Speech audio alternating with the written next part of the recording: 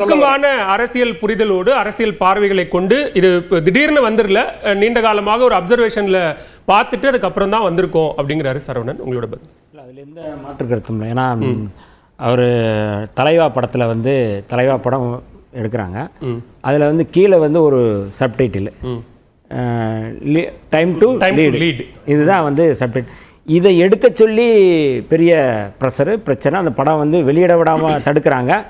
யார் தடுத்தாங்க அப்படிங்கிறத வந்து எல்லாம் வெளிப்படையாக தெரியும். அன்றைக்கி இருந்த முதலமைச்சராக இருக்கிற ஜெயலலிதா அம்மையார் தான் அதை வந்து தடுக்கிறாங்க. இந்த இதுக்கே அவரால் வந்து அதை ஃபேஸ் பண்ண முடியல. அந்த தடையை இப்போ சொல்கிறாரு, நான் தடுக்கிறீங்க, நான் வந்து மீறிடுவேன் அப்படின்னு சொல்லி சொல்கிறாரு. ஆனால் அதை எடுத்துகிட்டு தான் அந்த படம் வந்துச்சு. அப்போ ஒரு நீண்ட காலமாக அவர் வந்து இந்த அரசியலுக்கு வர்றதுக்கு இதெல்லாம் ஒரு காரணம் தான். நீ அவர் சொல்கிறது சரிதான். ஆனால் அந்த அளவுக்கு நெருக்கடிக்குள்ளே இருந்து தான் அவர் வந்து வெளியில் வர்றாரு.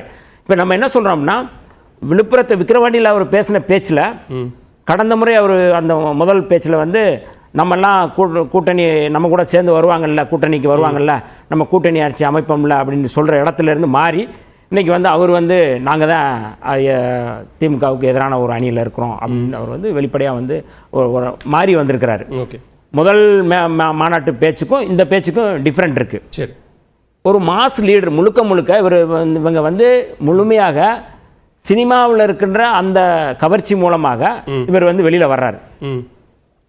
கால் நூற்றாண்டுக்கு மேலே, 20 வருஷத்துக்கு மேலே, 30 வருஷத்துக்கு மேலே, 40 வருஷத்துக்கு மேலே மக்களோடு மக்களாக நின்று களமாடி இந்த களத்துக்கு வரல. சரி, ஒரு சினிமா புகழ்ல வந்து நிற்கிறாரு.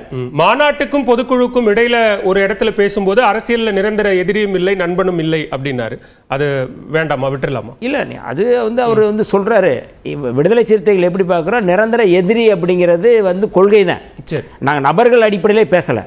நிரந்தர எதிரி அப்படிங்கிறது ஒன்று இருக்கு, அது கோட்பாடு தான். எங்களுக்கு இந்துத்துவம் தான் நிரந்தர எதிரி, சனாதனம் தான் எங்களுக்கு நிரந்தர எதிரி, அதை உடைக்கணும், அதை அழிக்கணும் அப்படிங்கிறத நாங்கள் களமாடுறோம். இப்படி இந்த அரசியல் வந்து புரிதலோட ஒரு களத்தில் நின்றுட்டு இருக்கிறோம்.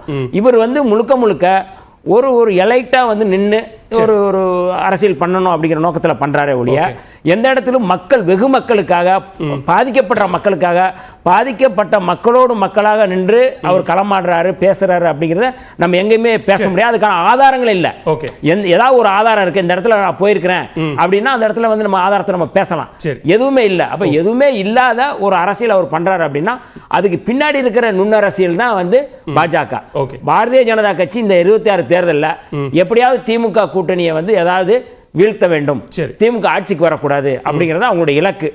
அதுல இறக்கி விட்ட மிக முக்கியமான ஒரு பிளேயர் தான் இவர். திரு ஸ்ரீராம், நீங்க எப்படி அந்த பக்கம் இது இந்தியா கூட்டணியினுடைய இன்னொரு பாகம் நீங்களோ அதே குற்றச்சாட்டை சரவணன் என்ன சொல்றாருன்னா, இது பரஸ்பரம் ரெண்டு பேருக்குள்ள ஒரு உறவு இருக்கு, அங்க கேட்டா இவங்களை குற்றம் சாட்டுறாங்க, இவங்களை கேட்டா அவங்களை குற்றம் சாட்டுறாங்க அப்படிங்கிற அடிப்படையில் இரு கட்சிகளுக்கும் ஒரு மறைமுக உறவு இருக்குங்கிற குற்றச்சாட்டை சொல்றாரு. அவரே ஓபனிங்ல என்ன சொன்னாரு, நாங்கள் உருவாக்கிய அரசாங்கம் தானே சொன்னாரு.